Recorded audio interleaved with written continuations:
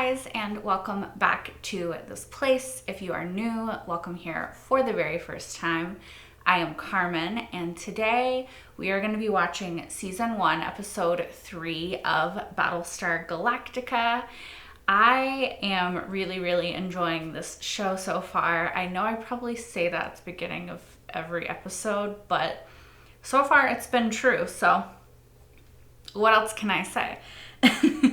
Last time we had the water-centric episode where they were, where the Cylons used Sharon to attack their water reserves, and therefore they had to go in search of water in the vastness of space, which is, you know, a very difficult endeavor, as we saw and heard. And I don't think I talked about it at the end of the episode, so I'm going to say it very briefly at the beginning of this episode. It's so interesting to have an episode centered around trying to find water in space, because it's such an imperative for humans in order to survive to have water. And it's not a luxury at all, right? It's a necessity. And just the idea that we have this planet that provides the necessities that we need in order to survive, like oxygen, water, food, all of that stuff, is so crazy and astronomical and such an anomaly in like space that it's just kind of cool and crazy. And I like the idea that they're trying to find another planet that has something similar to what our planet has, and they can't find it. Although, all of that being said, Caprica is like, it's not Earth, right? So it is another sort of anomaly in space that allows humans to survive. So that's really cool too. And the fact that like we know of two, or there's a rumor of Earth in this world, right? And then they know that Caprica provides what they need to survive. Or is it Caprica is the city. Cobalt is the planet? You guys will tell me. But I know Caprica is the city. Cobalt is the planet, I think. Anyway, lots of rambling. My point is, water is imperative for humans to survive. And so I think it's a really cool idea to sort of explore the premise that here we are, and we had years supply of water, and now we're down to like very basic, a couple of days supply of water. We have to find it or else we will all die. And you're looking for it in the vastness of space. Like it's a really cool concept, and I don't think that I talked about that because I got sidetracked by all of the other stuff that happened in the episode, but it's worth mentioning, I guess. We also had Lee's guilt over what happened with the Olympic carrier. We had Sharon being a sleeper agent and just really struggling with that because she doesn't know, and then she's also fighting her programming, and I just wonder what all of that's going to come to. We also had Sharon and Hilo on Caprica. It's hard to remember that's not Earth. We had them in Caprica, which is taken over by Cylons. And of course, this version of Sharon, I think, is like a Cylon that is aware that it's a Cylon. And they're trying to get something out of Hilo. So we're going to have to see like what that is. Anyway, I have rambled far too much for the beginning of an episode. Let's just get into it right now.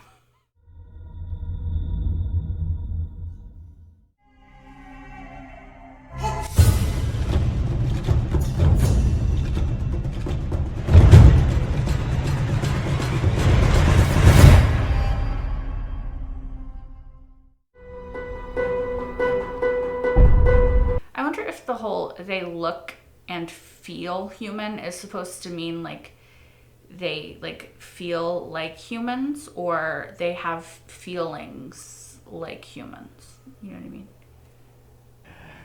I wonder if we're gonna see his alcohol. Oh, we are. Okay. Oh no, no, you're not supposed to be drinking. Come on, Ty. Good news, Colonel. We scouted the ice moon. Not exactly Caprica Beach down there, huh, Chief? Temperature's 180 and below. Venting and methane, it's gonna be a bitch to work down there. I wonder if he can smell the alcohol in his breath. Sounds like a lot of manpower. Yeah. Ideally 1,000 men, sir. 1,000? Slave labor. They are criminals and they've been sentenced to hard labor. And this is very hard labor. I don't know if I agree with that. But these men are not slaves, and I will not have them treated as such. Thank you. Sir, these men were on their way to Caprica for parole hearings, which at least implies they may be ready for release. Yeah, exactly. I mean, to be fair, we don't have any sort of... Under Adama's concerns, I'd like you to go along and set up some sort of screening procedure to weed out the hardened criminals. They don't have the files, do they? How about D? Petty Officer Duwala. I know who she is. I'm not. She's like, he wants the girl he likes to come. Doctor aboard Galactica. Major Oh. Connell. Oh. Because of her cancer, right? Petty Officer Duala, conversant in technical details. Thinking entirely of the mission. Sure you were. Sure you were. I have nothing to say to the personal representative of the president. Oh, shit. Tensions. Every man has to decide for themselves which side they're on. I don't think it's the I didn't know we were side. picking sides. Yeah. He's on the side That's of... why you haven't picked one yet. I'm a bus I don't driver, know that not there a should warden. be sides. How many total? 1,500. Don't give me their files or their names. Yeah, see, there's no files or names or anything, so they have no idea what these people have done. They could just be, like, wrongfully incarcerated for all we know. But they're still people at the end of the day, regardless of anything else. We need 1,000 able-bodied men to help us get that water.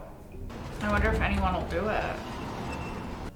Surely, like, at least one person would step out, right? Well, there's one. Thank you for your offer. We respectfully decline. It's Tom Zarek. Who? Terrorist? Okay, so he must be a famous prisoner. I will admit that I don't know really anything about the way the hierarchies and stuff works in a prison, but you would think that, like, they wouldn't all agree with that one guy, but maybe they do. I don't know. Oh, they're doing the thing where they show what's going to happen in this episode, so I'm looking away. So who the hell is Tom Zarek? Zarek. He's a prisoner of conscience. He's a butcher. He blew up a government building. Oh. Interesting. Okay, so this is very, like, expanse, like the Belters, and the idea of, like, you know, one man's freedom fighters, another man's terrorists, sort of thing. Been here longer than you. Yeah, 12 Should get days. sick. What was that? There's more. We're doing good. Real good. Someone must be watching out for us. Well, kind of. We don't really know what their motivation is. So far. Jealous? But parents have to die. It's the only way children come into their own. I don't know if I agree with that. No, that's not necessary. Not allowed to speak unless asked a direct question. They're not allowed to speak unless asked a direct question. That's kind of fucked up. And then Is that a signal? they belong to you.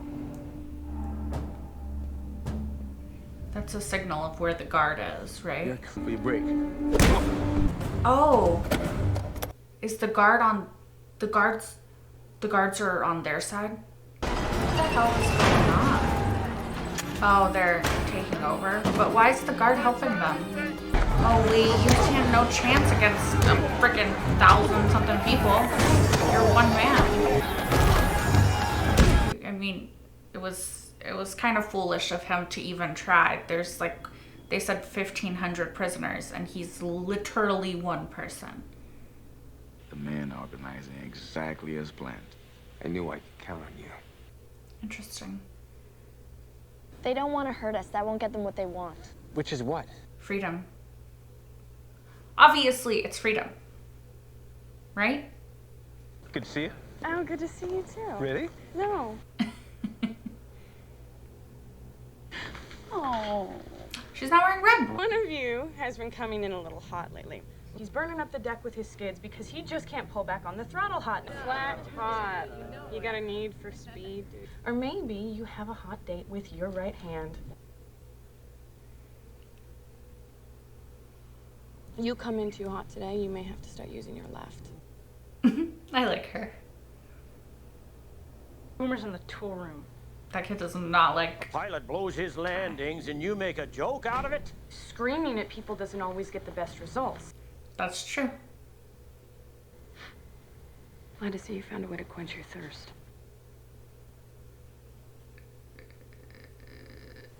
Yep. They won't negotiate while you're holding hostages. I don't want to negotiate. What do you want?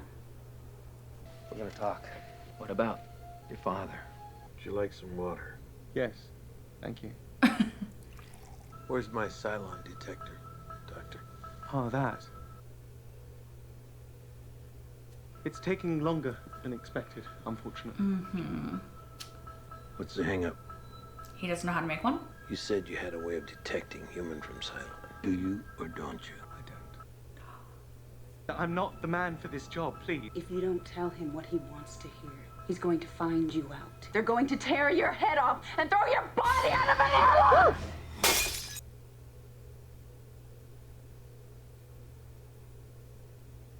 That was crazy. So what's the game plan, Doc? This is what you say. Say it! Commander, the truth is, what I really need to complete the project is a nuclear warhead. It's a nuclear warhead. What? Why would she want that? I thought you said you respected me.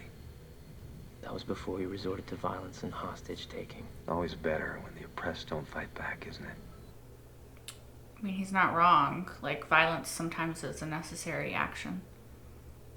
These Cylons are susceptible to certain kinds of radiation. Taking the plutonium...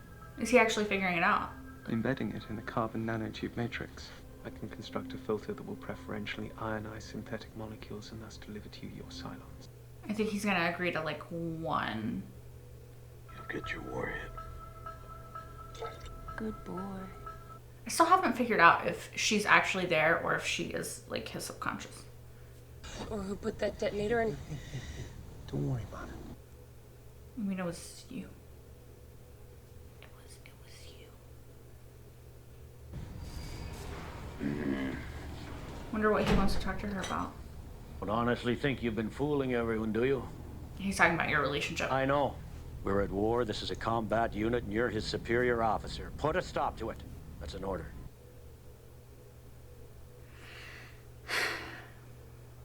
He's just angry because he's drunk, right? What's this? Trouble. But I have two conditions before I release my captives. I demand the immediate resignation of Laura Rosalind and her ministers. Oh, why? I demand free and open elections to choose a new leadership. Interesting demands. I don't know why he wouldn't just, like, want the ship and then, like, leave. I don't know. I watched President Adar offer him a full pardon if he'd apologize and give up violence as a means of political change. He refused. But sometimes violence is necessary for change. You would think that she would understand that sometimes violence is necessary. The Olympic carrier. Here and here without being seen. Once we're inside, Alpha takes What's this we crap? We have a few Marines left on Galactica. Let them handle it, Starbuck. They don't have a sniper. And with all due respect, sir, I am the best shot in or out of the cockpit. She's right. I want all the hostages alive. Yes, sir. I don't even know how I drew this detail. Well, see, your little boyfriend asked for you. I told her. Sorry. Who voted for Laura Rosalind? No one voted for her. We need rules. We need a leader. We need to be free men and women. Well, I mean, they're freer than all of y'all right now, to be fair. Just to pick one side or the other. It's very much about picking sides this episode, isn't it? Commander Adama, Tom Zarek. There's still time to work this out. Have the president step down and call for elections. It's not gonna happen. Then I look forward to meeting your men. It's interesting because I'm not entirely, like, I don't think that either of them are completely wrong in the situation, you know? Like, there's not a clear-cut right and wrong here, except for this guy. He's kind of being weird. I don't think I have your respect. What have you done to earn it? Where are you taking her? You want them to storm the ship. Mm-hmm. That's it, isn't it? You want a bloodbath. Forgotten for 20 years as he rots in a cell. Now he's got a chance to go out in a blaze of glory. He's gonna take it. I wonder if that's true. He wants to be the martyr, right? Once Rosalind uses Adama's soldiers to massacre the Everybody will be on his side. the entire government will collapse. That's what he wants.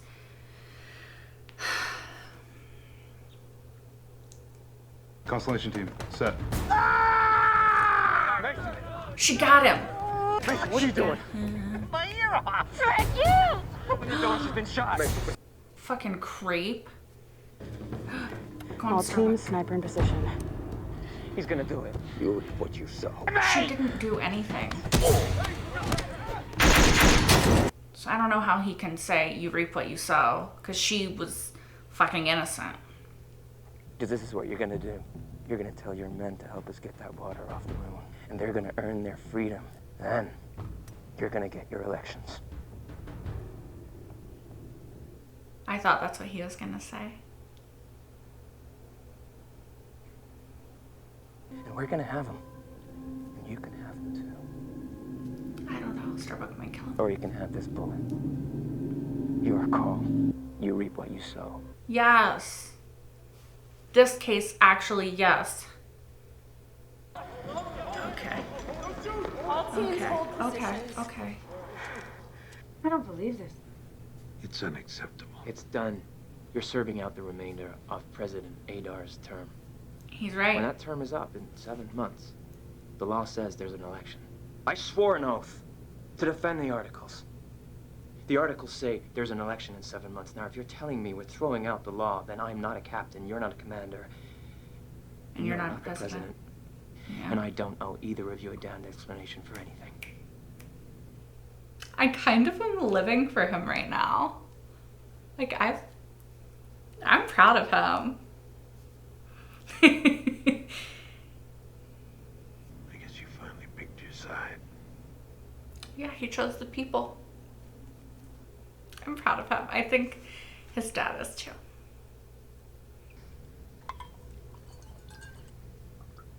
Water? What the hell is this? Water? Bet your ass. That's funny more where that came from. The difference is my flaws are personal, yours are professional. I mean, your drinking problem affects your professional life too. Kind of silly to think that it doesn't.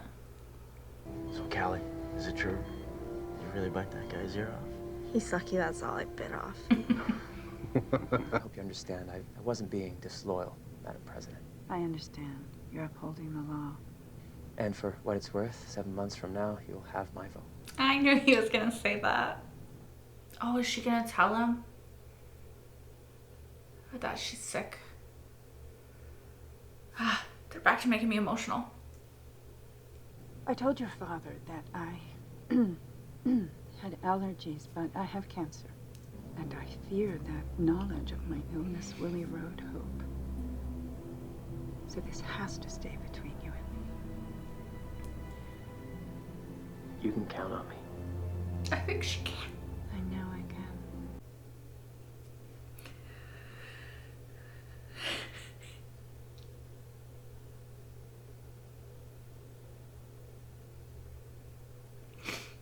They really just be ending these like so abruptly. Okay, so that was a really good episode. It got me a bit emotional at the end. I really love Lee more each episode that goes on. Like, I find his character's morals to be really, I guess, similar to mine, and I like the way that he approaches the decisions that he makes and the things that he stands for. I love to see his relationship with both the president and Commander Adama, aka his dad.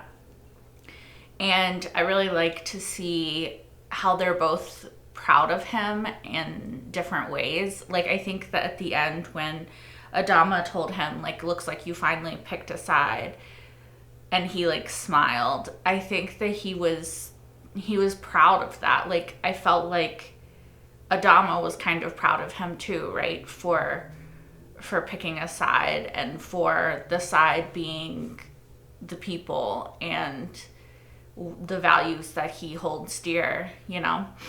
I thought this episode was really interesting in regards to the idea of the prisoners, and there's obviously a lot to unpack in that regard, and I am not the most educated person on it, so I don't know that I can do it justice that it deserves, but I know that the prison system in our world right now is really, at least in the United States, is really messed up, and there's a lot of inhumane treatment of prisoners. And so I thought that the way that this episode sort of showed that and talked about that, especially because it was from, was it like 2003, 2004 area? So like 18 years ago.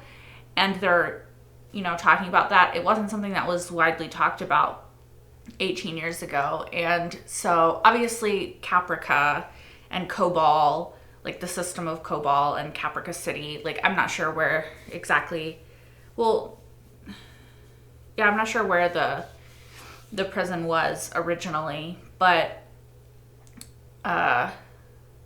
obviously the places, it's very similar, and it's like a mirror to our world, right? And so it's shining this, or holding up this mirror and making us look at ourselves, because it's very similar and just slightly different than our world. So yeah, I don't know. Like I said, I don't have a lot of answers. I just think that it's very telling that 18 years ago that they were talking about the treatment of prisoners and it being inhumane, and 18 years later, like, we're still talking about that, but nothing has changed really. In fact, I would say it's only gotten worse.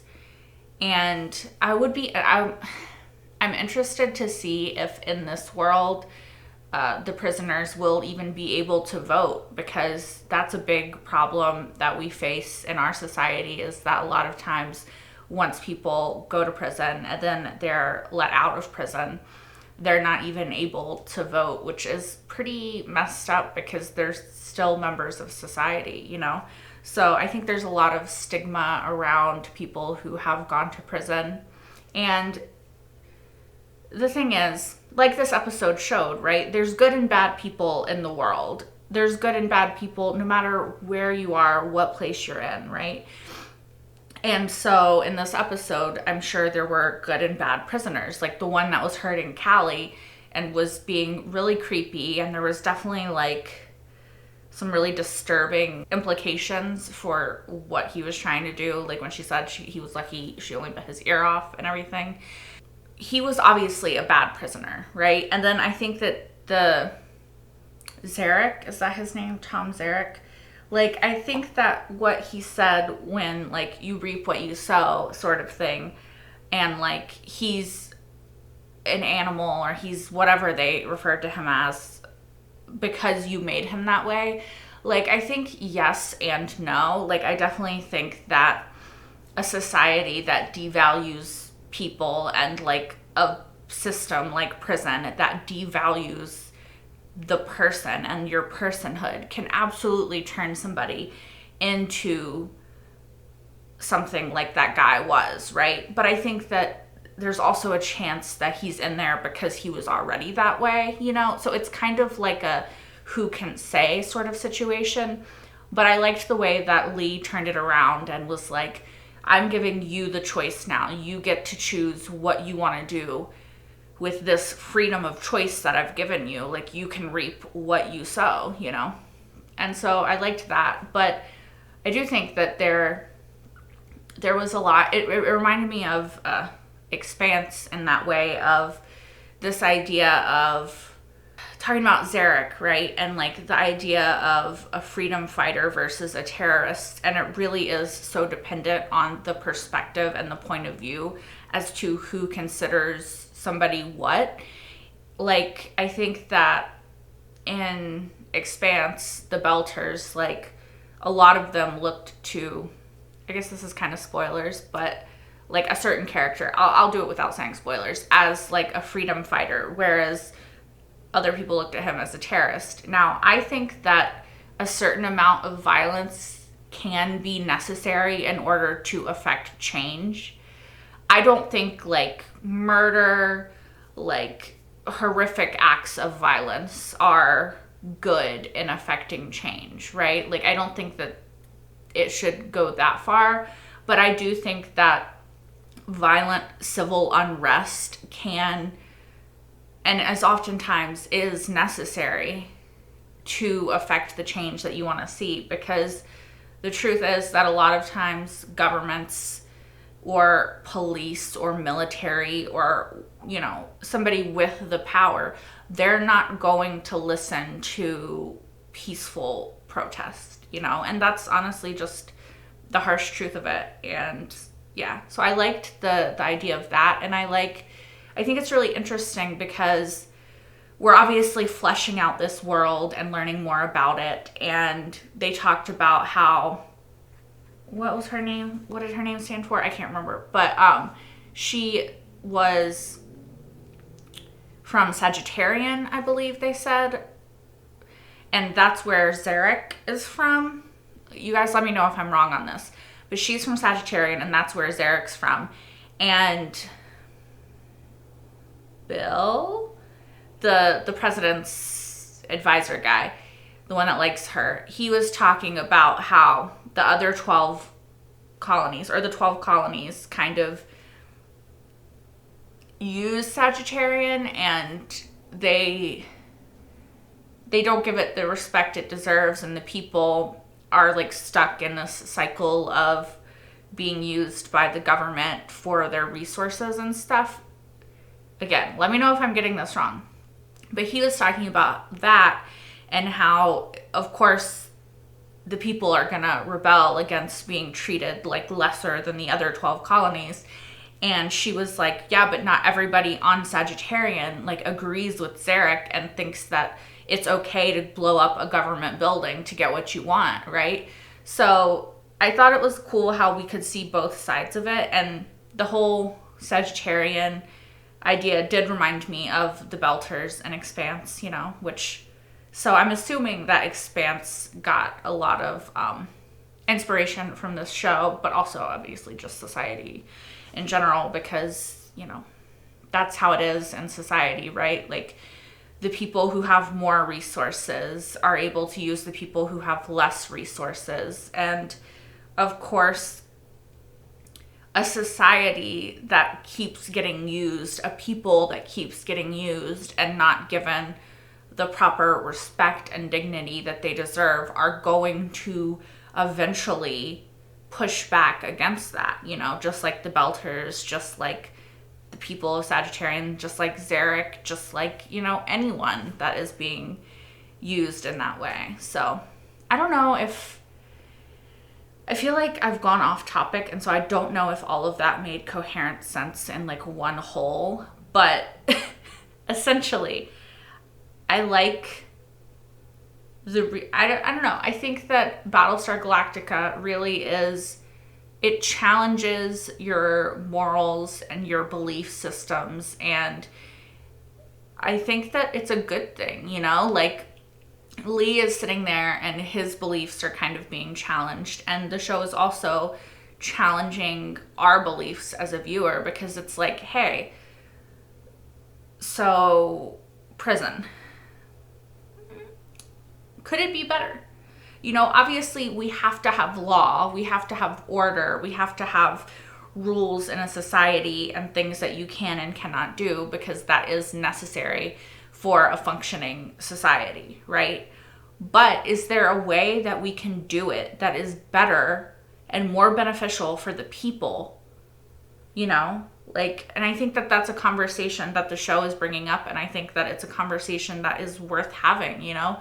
Can we make prison a better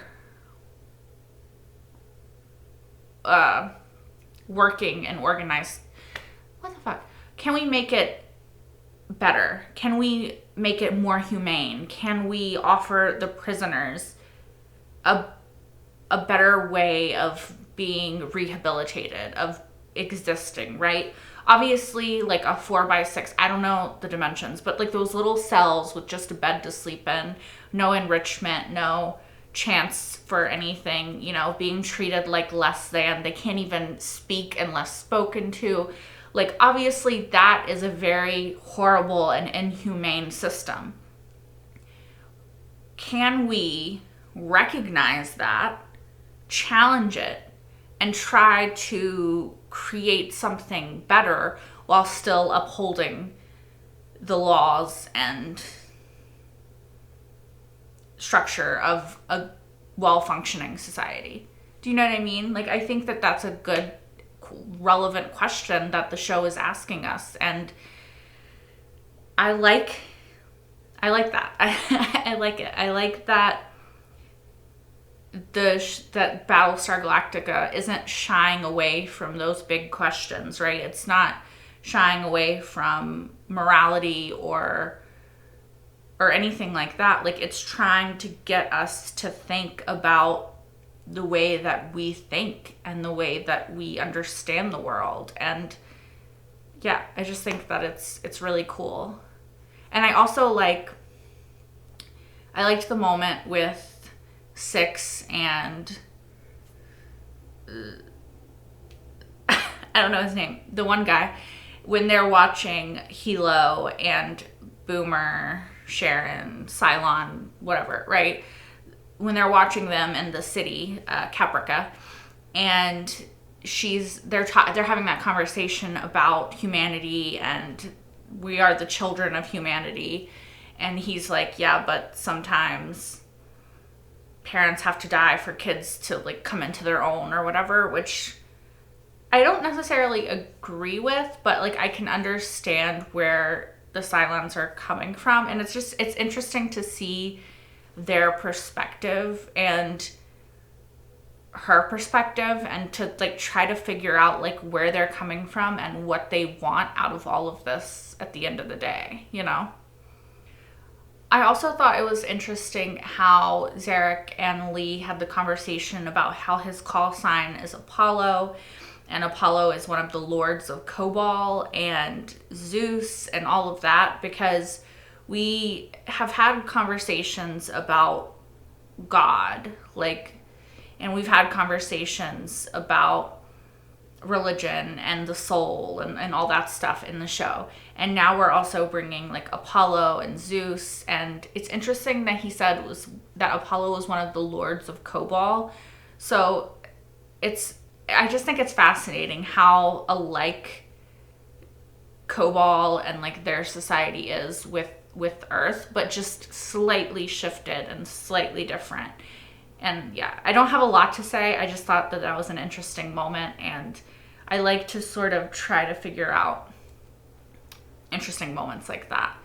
Another thing that I want to talk about really quickly is Colonel Ty and his drinking issues, and I hope that throughout the series we get to see him go on an arc of sobriety and like really confront what it is that is making him drink in the first place, right? Like I want to see him confront whatever demons he has in order to get sober and start just living a life free of feeling the need to drink, and have these people talk about him behind his back and they're making fun of him, you know? Like, it honestly makes you feel kind of sad for him, because I think that there's probably some unresolved trauma that's causing this, you know? Most people don't become an alcoholic because it's like a super fun, interesting thing to do, you know? Although I did think it was kind of funny, not funny like haha funny, but ironic when he went in on Starbuck at the very end, right? And he's like, well, you know, my problems are personal, yours are professional. When, like, no. When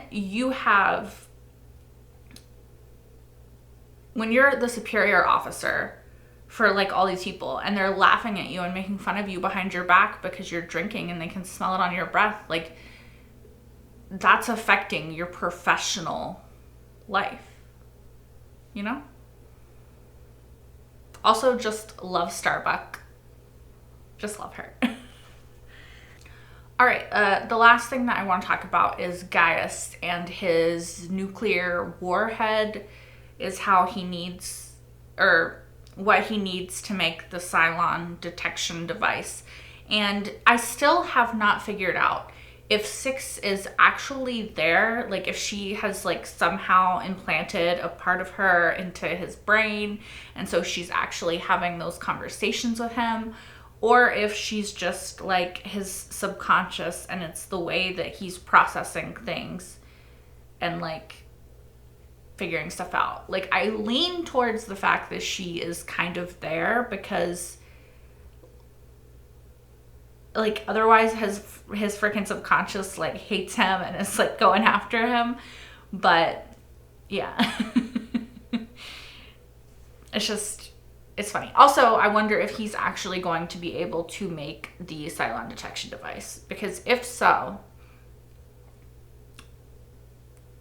it's just going to be bad for Sharon and for whoever else Cylon agents might be on board the Galactica. Also, I lied. There's one more other thing I want to talk about. I like the emphasis on democracy and getting to choose your leader, and a leader actually being a leader for the people, and like how important that is in a society for it to effectively, efficiently run. Yeah, I mean, well, maybe not obviously, but I do agree with that. And I agree with the idea that the people of a society should have the power in a society, you know? And I think it's really important for people, like the people who are being ruled, to have a say over what is happening to them, you know? So I like that that's where Lee is taking the stand, and that they sort of really made sure to take a hard stand on, I guess. Anyway, I think that is all that I need to ramble to you about. There's probably other stuff that I forgot, but I forgot, so. Anyway, thank you guys, as always, so much for watching. If you want, you can like, comment, and subscribe if you aren't already. You can also watch the next episode right now over on Patreon if you are watching this on YouTube, as well as my entire full-length reaction to this episode and every episode thus far of Battlestar Galactica. Thank you guys, and I hope to see you next week for episode 4. Until then, bye guys!